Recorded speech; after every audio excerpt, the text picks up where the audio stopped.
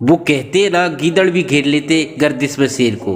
यही है इस बंदे की कहानी, जिसने कभी ना हार मानने की, जिससे पूरी दुनिया जीत ली। जब ये शेर का वक्त बुरा चल रहा था तब सभी ने इसका साथ छोड़ दिया।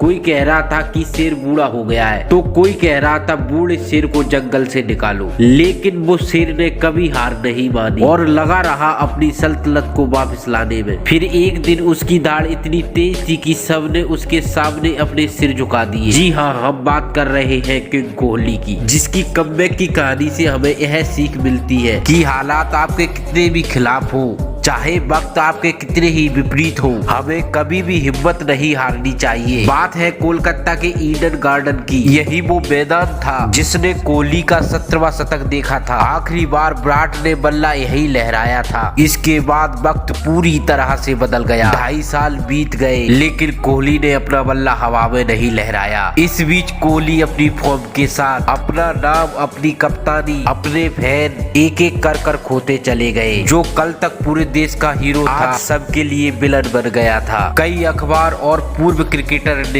कोहली के टीम में स्थान पर ही सवाल खड़े कर दिए। इन सब के बीच जो उनके साथ रहे वो थी उनकी जिद और उनका आत्मविश्वास। ऐसा नहीं था कि इन 2.5 सालों में कोहली का प्रदर्शन ज्यादा खराब हो, लेकिन जो स्टैंडर्ड कोहली ने खुद के लिए सेट किया था उसके हिसाब से कोहली का प्रदर्शन नहीं था। उनके स्टैंडर्ड का अंदाजा इस बात से लगाया जा सकता है कि आउट ऑफ कोहली ने भारत के इन बल्लेबाजों से बेहतर प्रदर्शन किया था और आंकड़े कभी झूठ नहीं बोलते। कोहली के बल्ले से बड़े रन नहीं आ रहे थे और फिर कोरोना आ गया और उसकी वैक्सीन भी आ गई, लेकिन कोहली का शतक नहीं आया। इस बीच आईपीएल भी बीत गया और कोहली की फॉर्म में और गिरावट आ गई।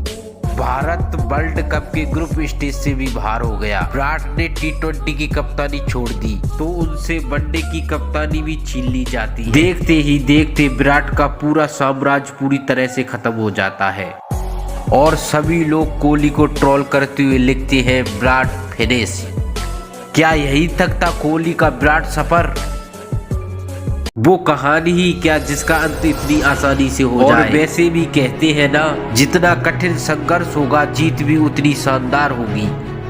कुछ यही हुआ किंग कोहली के साथ। माही के अंदरूनी सपोर्ट से और अपने नए कप्तान रोहित शर्मा के विश्वास से कोहली में एक नई ऊर्जा आ गई। फिर आता है एशिया कप। क्रिकेट के कई पंडितों ने एशिया कप में विराट को सबसे बड़ी कमजोरी बताया, लेकिन विराट ने पाकिस्तान के खिलाफ पहले ही मैच में वापसी के संकेत दे दिए। और एशिया कप खत्म होते होते जो लोग विराट को प्ले 11 की कमजोरी बता रहे थे, वही उसे T20 वर्ल्ड कप के लिए अहम हिस्सा मानने लगे। भले ही भारत एशिया कप नहीं जीत पाया हो, अफगानिस्तान के खिलाफ शतक लगाकर अपना 2.5 साल का शतकों का सूखा खत्म कर दिया। क्रिकेट के पंडितों को अभी भी लग रहा था कि विराट ने कमजोर टीम के खिलाफ शतक लगाया है। फिर आता है वो दिन जिसे शायद भारत का कोई व्यक्ति भूल पाएगा। जी हाँ, हम बात कर रहे हैं 23 अक्टूबर 2022 की। ये वो दिन है जिसे लोग सदियों तक याद रखेंगे। शायद आप भी अपने बच्चों को कहानियां सुनाएंगे कि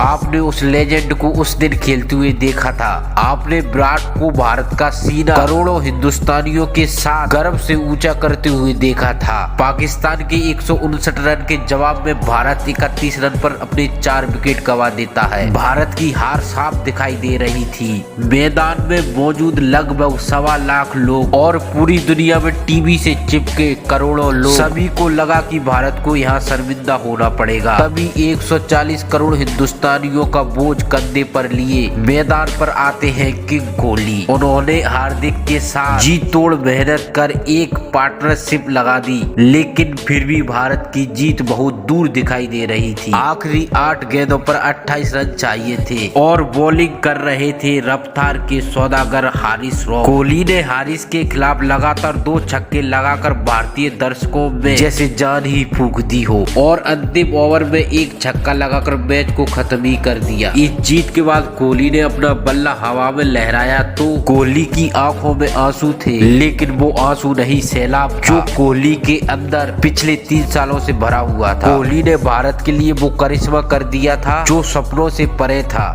भारत T20 वर्ल्ड कप नहीं जीत पाई, लेकिन कोहली ने सबका दिल जीत लिया था और अपने खेल की दम पर पूरे भारत को एक कर दिया था। तो दोस्तों, कैसी लगी किंग कोहली रन मशीन की कहानी?